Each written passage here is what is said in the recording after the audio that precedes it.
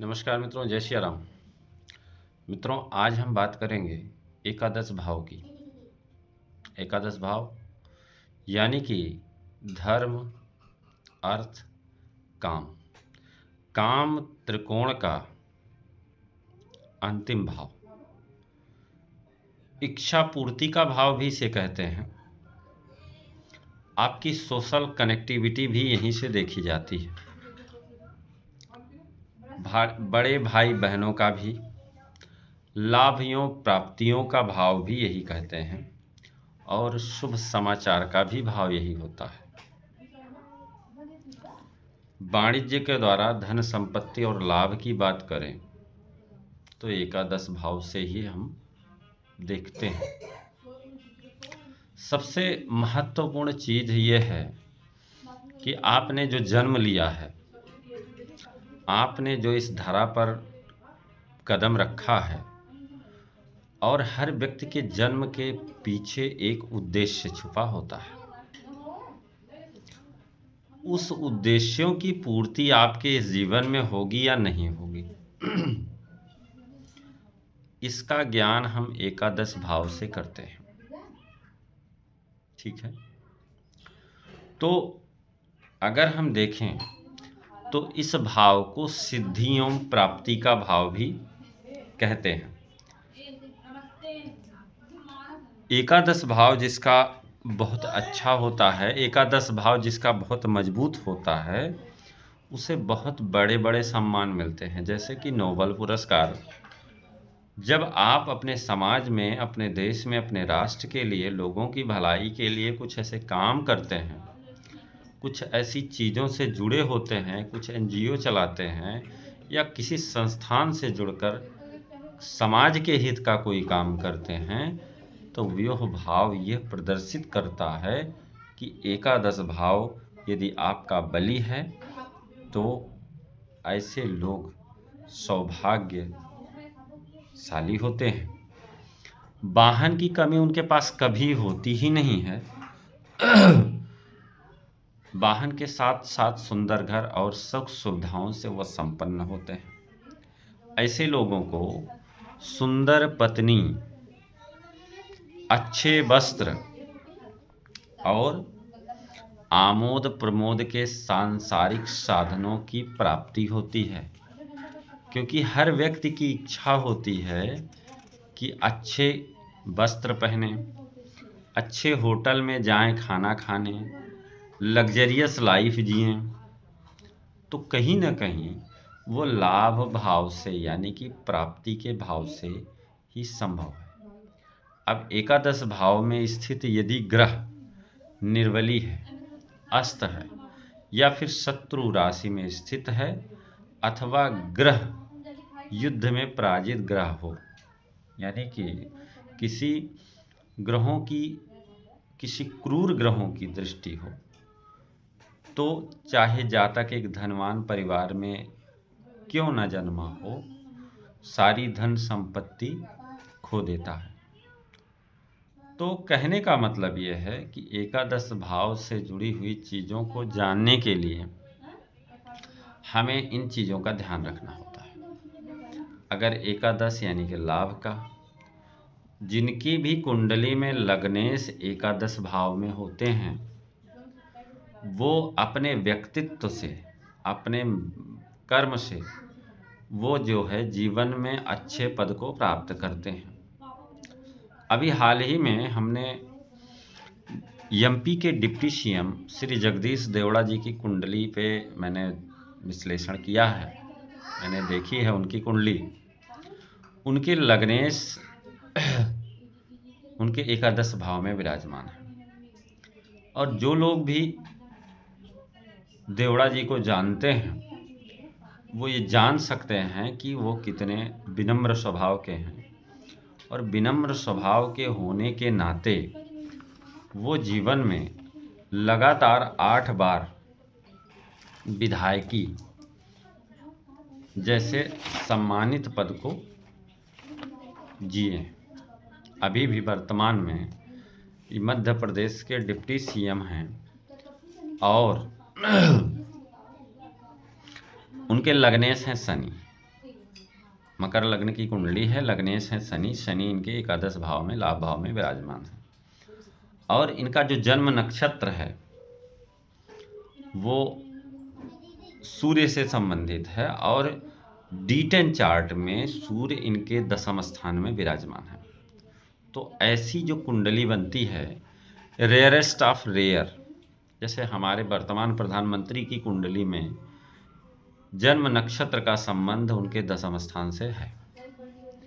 तो ऐसे लोग यदि जिस भी परिवार में जन्म लेते हैं, वो भले ही नॉर्मल परिवार में, सामान्य परिवार में, मिडिल क्लास या निम्न फैमिली में जन्म लेने के बावजूद उनकी कुंडली में कुछ ऐसे योग बन जाते हैं जिसकी वजह से वो राजा जैसा जीवन जीते हैं। ठीक है, तो हम बात कर रहे थे एकादशेश की। एकादशेश यदि कुंडली के प्रथम भाव यानी कि लग्न भाव में विराजमान हो तो क्या स्थिति बनती है। जातक का जन्म धनवान परिवार में होता है। ठीक है, यदि एकादशेश आपके लग्न में है, वह चूंकि लग्न स्वयं का व्यक्तित्व है, तो ऐसे लोग जो है अपने व्यक्तित्व के द्वारा भी धन की प्राप्ति करते हैं, धन अर्जित करते हैं। धन की मात्रा, कितना धन अर्जित करते हैं, ये डिपेंड करेगा एकादशेश के बल पर, एकादशेश के साथ किन ग्रहों की युति है, या फिर एकादशेश के साथ पर किन ग्रहों की दृष्टि है। यदि एकादशेश उच्च का हो करके अत्यधिक बली हो तो इसका अभिप्राय यह होता है जन्म बहुत समृद्ध परिवार में होता है। ठीक है, ऐसा ही योग, ऐसा ही संयोग राजीव गांधी की कुंडली में हुआ है। इनकी जो कुंडली बन रही है वो सिंह लग्न की कुंडली बन रही है, और लग्नेश सूर्य भी लग्न में है, और एकादशेश बुध है वो भी लग्न में है। तो कहने का मतलब ये हुआ कि एकादशेश बुध के साथ लग्नेश सूर्य और बृहस्पति चंद्र एवं शुक्र के साथ लग्न में स्थित है। ठीक है, तो इस तरह के योग बन जाते हैं। तो उदाहरण भी आपके सामने है। दूसरा, अगर हम देखें एकादशेश यदि द्वितीय भाव में हो, तो द्वितीय भाव किसका है, धन का होता है। पाराशर महोदय कहते हैं कि यदि द्वितीयेश के साथ द्वितीय भाव में स्थित एकादशेश यानी कि धनेश के साथ धन भाव में एकादशेश हों तो व्यक्ति को बहुत प्रचुर मात्रा में धन संपत्ति देते हैं। जातक अपने बड़े भाइयों के साथ रहता है, वित्तीय संस्थानों और व्यापारिक संस्थानों से धन अर्जित करता है। वह एक प्रमुख वक्ता होता है, प्रभावशाली वक्ता होता है, जिनकी वाणी से सरस्वती निकलती हैं, और वाणी ऐसी होती है कि वो मंत्र मुग्ध कर देती है। ऐसे लोग अपनी वाणी के द्वारा ही बहुत सारा धन संपत्ति मान प्रतिष्ठा की प्राप्ति करते हैं। द्वितीय भाव में शुभ ग्रह अच्छा परिणाम देते हैं और अशुभ ग्रह जो है अच्छे परिणाम नहीं देते हैं। अगर हम स्वामी विवेकानंद की कुंडली में एकादशेश शुक्र की बात करें, द्वितीय भाव में दशमेश एवं सप्तमेश बुध के साथ स्थित है। विवेकानंद की कुंडली में एकादशेश शुक्र द्वितीय भाव में यानी कि धन भाव में दशमेश और सप्तमेश बुध के साथ स्थित हैं।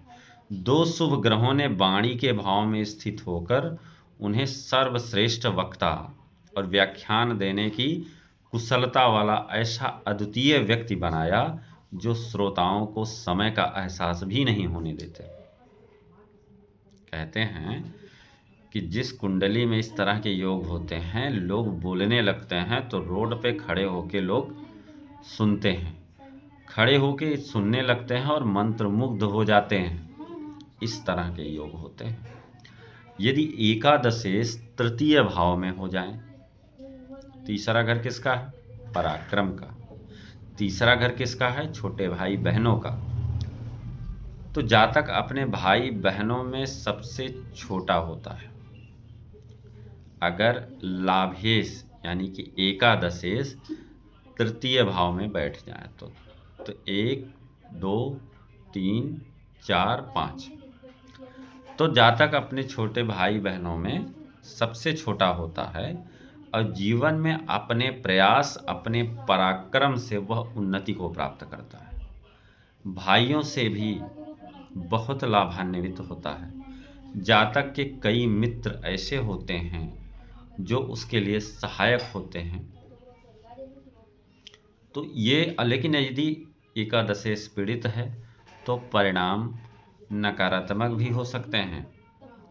अमेरिका के भूतपूर्व राष्ट्रपति बिल क्लिंटन की कुंडली में लाभेश शुक्र योग कारक मंगल के साथ तृतीय भाव में है। ठीक है, तो ऐसा जातक गाने वाला अथवा संगीतकार और कलाकार भी हो सकता है। ठीक है, जयललिता की कुंडली में एकादशेश है मंगल, तृतीय भाव में चंद्रमा के साथ यानी कि द्वितीयेश के साथ विराजमान है। तो आप देख ही सकते हैं कि जो है जयललिता का जो क्षेत्र था वो कहाँ से था। एकादशेश यदि चतुर्थ भाव में बैठ जाएं तो माँ के लिए तो बहुत अच्छा होता है, क्योंकि चौथा घर भूमि का, भवन का, वाहन का, माता का होता है और सुख का भी होता है। जातक के पास भूमि संपत्ति तो खूब होती है और इससे उनको लाभ भी होता है एकादशेश से चतुर्थ भाव में, और ऐसे लोग बहुत सुख सुविधाओं के साथ जीवन में आगे बढ़ते हैं, पलते बढ़ते हैं। जातक समाज में प्रतिष्ठित होता है और अच्छी शिक्षा ग्रहण करता है। विश्व में सबसे अधिक धनवान व्यक्तियों में से एक होता है और कंप्यूटर के क्षेत्र में अग्रणीय होता है। जैसे कि बिल गेट्स की कुंडली में अगर हम देखें तो एकादशेश मंगल उच्च के चतुर्थेश बुध के साथ चतुर्थ भाव में स्थित है और दशम भाव में स्थित द्वितीयेश चंद्रमा द्वारा दृष्ट है। तो इस तरह से ये जो योग बनता है एकादशेश यदि चतुर्थ भाव में होते हैं तो चतुर्थ भाव सुख का है और अष्टम भाव का आयुष्य है। एकादश भाव अष्टम से चतुर्थ भाव है, अतः एकादश और चतुर्थ का संबंध जीवन की अच्छी चीज़ों के लिए, आनंद के लिए शुभ संबंध है। यदि एकादशेश पंचम भाव में हो, पांचवा भाव शिक्षा का होता है, संतान का होता है, तो क्या होता है? लाभ किससे मिलेगा? सुयोग्य संतान से। संतान से लाभ मिलेगा। लाभ, संतान यदि सुयोग्य होगी तभी लाभ मिलेगा। विद्या के लिए वह व्यक्ति जाना पहचाना जाएगा, विद्या के द्वारा धन की प्राप्ति करेगा, लाभ करेगा। पूर्वानुमान में वो दक्ष होगा, मतलब इंट्यूशन पावर उसकी बहुत ज़बरदस्त होगी, अत्यधिक धन संपत्ति अर्जित करने वाला होगा। लेकिन यदि एकादशेश पीड़ित होकर पंचम में बैठ जाए तो पांचवा घर सूक्ष्म बुद्धि का भी होता है और बुद्धि जब खराब होती है तो व्यक्ति जुआ खेलने लगता है। तो ऐसे लोग जुआरी भी हो सकते हैं। ठीक है, एकादशेश यदि षष्ठम भाव में विराजमान हो जाए तो ऐसे लोग हॉस्पिटल से धन कमाते हैं, रुग्णालय से, मुकदमेबाजी मतलब शत्रुओं से भी धन कमाते हैं, मुकदमेबाजी, मामा और चचेरे फुफेरे भाई बहनों से भी धन कमाते हैं। क्योंकि जो छठा घर है वो इलाज का होता है। कठिन परिश्रम और शत्रुओं को बस में करने से लाभ होता है। श्रीमती इंदिरा गांधी की कुंडली की अगर हम चर्चा करें तो एकादशेश शुक्र और षष्ठेश बृहस्पति में राशि परिवर्तन के योग हैं और पीड़ित होने पर इस तरह की हानि होती है। असामाजिक कार्यकलापों में व्यक्ति लिप्त रहता है। एकादशेश की बात करें अगर सप्तम भाव में हो जाएं तो जातक का विवाह, सप्तमा घर किसका है? दाम्पत्य का है। तो जातक का विवाह धनवान स्त्री से होता है। फ्रैंकलिन रूजवेल्ट की कुंडली अगर हम देखें तो एकादशेश जो बुध है सप्तम भाव में है, उसकी भार्या एक प्रभावशाली व्यक्तित्व की ऐश्वर्यवान स्त्री थी, जिसका सामाजिक और निर्धनों को दान देने के कार्यों में प्रचुर मात्रा में अंशदान था। ऐसे बहुत सारे व्यक्ति हैं जो विदेशों में जाकर धनवान स्त्री से विवाह करते हैं और वहीं समृद्ध भी होते हैं। लेकिन सप्तम भाव में एकादशी यदि पीड़ित है तो संदिग्ध चरित्र वाली स्त्री से विवाह होता है, जिसके कई सारे अवैध संबंध हो सकते हैं। एकादशेश यदि अष्टम भाव में है तो उत्तराधिकार और आशा रहित स्रोतों से धन की प्राप्ति होती है, लाभ की प्राप्ति होती है। यदि एकादशेश पीड़ित होकर के अष्टम में बैठ जाते हैं तो प्राकृतिक आपदाओं से, चोरों से और धोखेबाजों से धन की हानि होती है। एकादशेश यदि नवम स्थान में बैठ जाएं तो बल्ले ही बल्ले हैं।